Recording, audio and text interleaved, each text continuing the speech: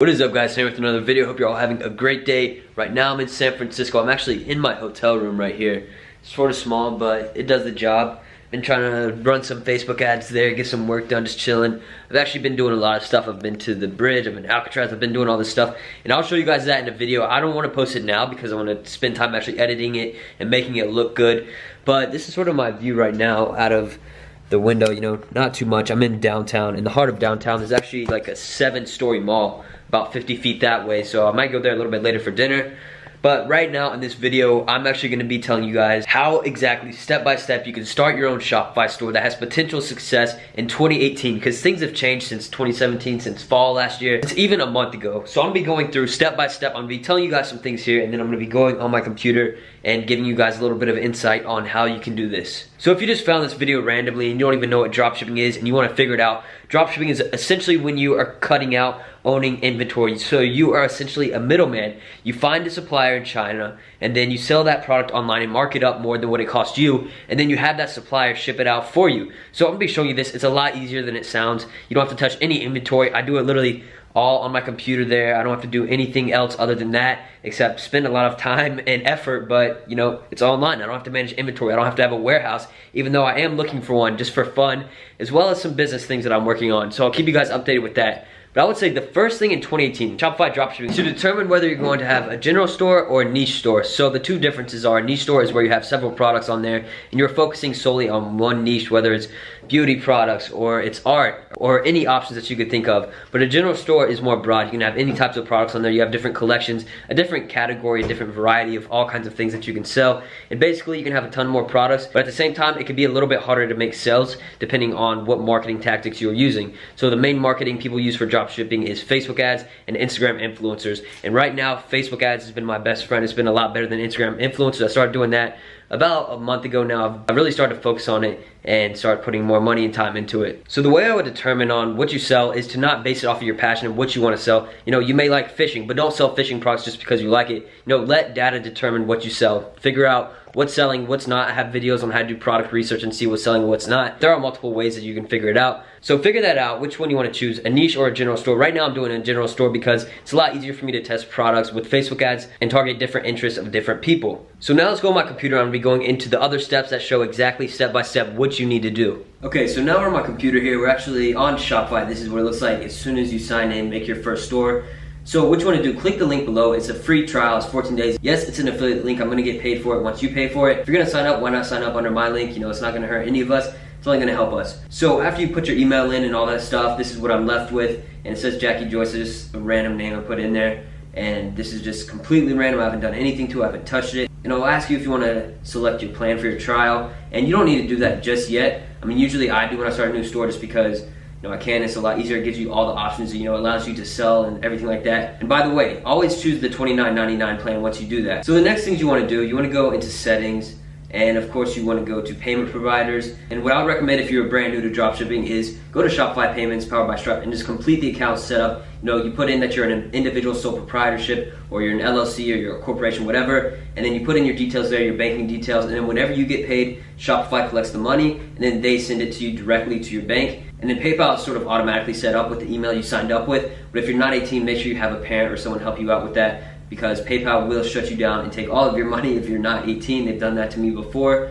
but I've learned from my mistakes. But once you start to get more familiar with dropshipping, start making more money, I would recommend you switch up to Stripe because they give same-day payments. They don't hold any of your money like Shopify does. Shopify actually holds, I think, 20%. I don't know if it's that much, but they hold a pretty big percentage for 60 or 90 days just because they want to make sure if you have any chargebacks or anything that you have enough money to pay for that. So after you do that, let's go back to settings here, and you're going to see taxes. And don't take any of this as tax advice because I'm not an accountant, but this is just what I do. I don't charge any taxes on my stores. I don't charge sales tax. I don't charge county tax, you know, federal tax, any of that. I make sure I turn all that off. So what I go to is United States, and wherever I am, you know, I delete the county. It says I'm in New Jersey right now, so I would delete that. And then after you do that, what I would do is go to general, and then this will actually have your store details. People won't see that. But the store address, people will see that. What I usually do is if I have a supplier for one store, you know, the same supplier, I'll get their address and put it in there. But if you have a legal corporation, I'll put that in there. I actually use my P.O. box just so people don't see my real address, and either that or my registered agent. So now let's go to what really matters, which is the themes in your online store. So if you go to pages here, this will actually have nothing, of course, when you start, but you need to add pages because this will give you the options on your store to, show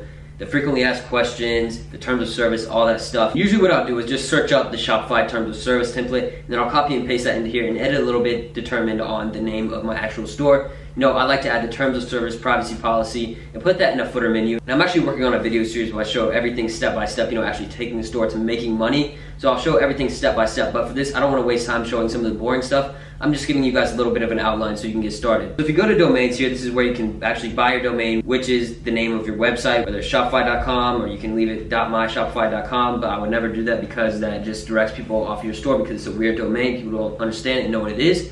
So you can buy it on here, you can buy it on GoDaddy and connect it. There's tons of different options on that. So if you go back here to the online store, you press customize.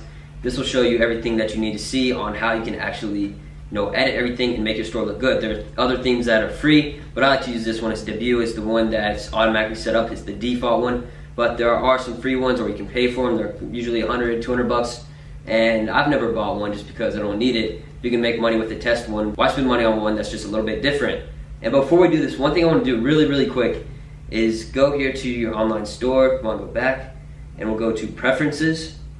And of course here you want to put your Facebook pixel that collects all the data of your store. So before you even start selling, make sure you go to Facebook, go to your ads manager and create a pixel, and then paste that number here in your store, and that'll collect all the data, and then eventually you'll be able to utilize that data to make more and more money off of these different audiences with lookalikes and all these different types of audiences you can create on Facebook to use for your ads. So I told you guys to go to the wrong thing, my bad. So go to themes right here where you were, go to actions and go to edit languages. And now what you're going to do, you're here in English, and all you're going to search up is powered. As you can see, it already comes up for me. Okay, so here it comes up, checkout and system / links, powered by Shopify. You don't want that on your store, because if you go to the store, here's the test store.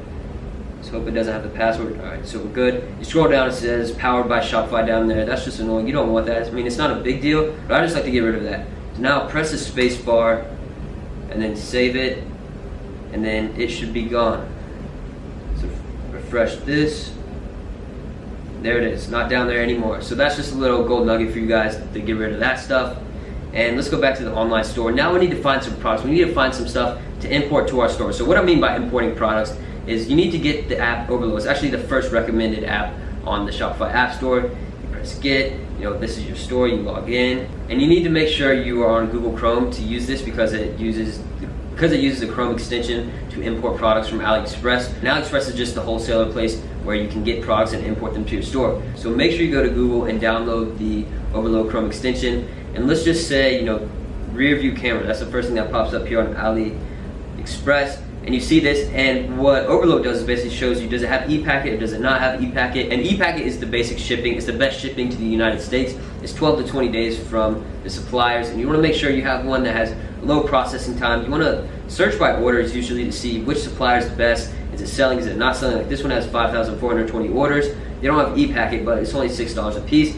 And let's say I wanted to sell this product. So what I would do is press this little blue button here, and that says product imported successfully. And then we'll go here to the import list. We'll click on that, and it'll show the product, and you can name it whatever. I usually don't worry about it yet. I imported the store, so now it is in our store. If we go to products here, it'll show up exactly what it was from AliExpress. Everything is synced up, and we can change the name, we can change the descriptions. If you want to know how to make descriptions, I have videos on that. Just search it up on my channel. You find product images, I have videos on that too. Of course, I'm going more into depth when I make the video series.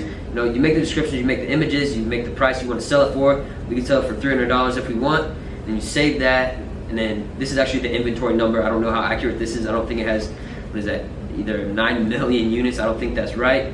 Oh, 914, that's the stock keeping unit number. And there's tons of different ways you can set up your store, but the main thing is importing products that actually sell. I believe that if you're selling something, there's always going to be a person and an audience that you can market it to. It's just about how you're marketing, where you're marketing, and what people you are targeting, because that's the hardest part I see a lot of people mess up with, is they're targeting the wrong people. They're not qualifying their audiences, and they're just putting these ads in front of people's faces that don't care at all. So there's a few different methods I've used to find products for my stores, and that is actually going on Instagram, looking at big influencers, seeing what ads they're posting, looking at their stores, determining if they're Shopify dropshipping stores, if they're not, and then seeing the products, are they on AliExpress, are they not, that's the way to do it. And you can sort of do the same thing on Facebook. Like, we can just scroll through here. I follow some different Facebook pages. They show you all these different products that they're selling, and you can see if they have good engagement, if they're not, if they're promoting it. If they're not, you can see how much it costs. There's tons of different things you can do, as well as Dropshipify. I use this a little bit because it's actually really helpful for like 20 bucks a month. It shows you all these different products, all this weird stuff. It shows you the Facebook ads. It basically collects data from Facebook ads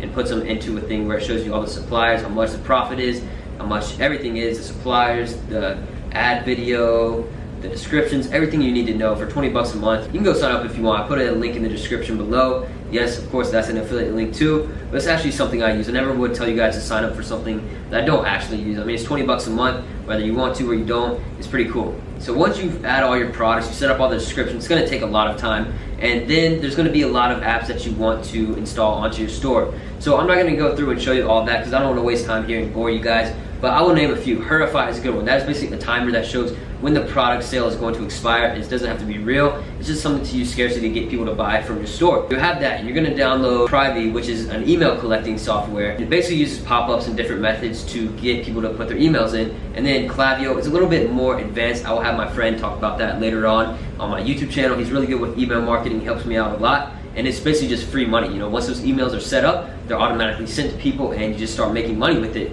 Whether it's retargeting or not retargeting, you can make money off of it. And another good one is actually called Luke's Reviews, L-O-O-X. So basically what you can do is import reviews from the AliExpress product onto your own store. And it makes it look really good, and it looks clean, and you can put that on your homepage, under the product, whatever you want. It has image reviews, it doesn't have image reviews, and it's not like you're lying or anything, because it's actually from the same product that you have on your store. It's just reviews on the supplier instead of from, you know, actually selling from your brand. So one thing with dropshipping is you want to build a brand instead of just trying to push something really fast, because I've tried to do that in the past and it's made me a quick buck, but it doesn't last. With dropshipping, it's sort of hard to create a store that lasts months and months, because if you find one hot product, a lot of people are going to copy it and start selling the same exact thing, copying your ads, copying your store, everything like that, and eventually you'll just be put out of business because so many people try to copy you. So building a brand is something that's really important. I'm going to be talking about that, of course, in the future with a video series. And one more app I want to talk about really quick is called Product Upsell. So basically what that does is when someone adds a certain product to the cart, it asks them if they want to add this product that's related to it to the cart too for, you know, this low price, whatever it is. And then basically with that, you're getting all these people to buy this one product, but then they buy the other one because it just pops up and asks them, you know, maybe they wouldn't go to your store and shop for this other product, but if it just pops up and it's related and it can help them out, then, you know, most people are gonna buy it, and it just makes you more and more money. So from the marketing side of things, I used to only start with Instagram influencers, but now I've learned that Facebook ads is actually really helpful when starting testing products.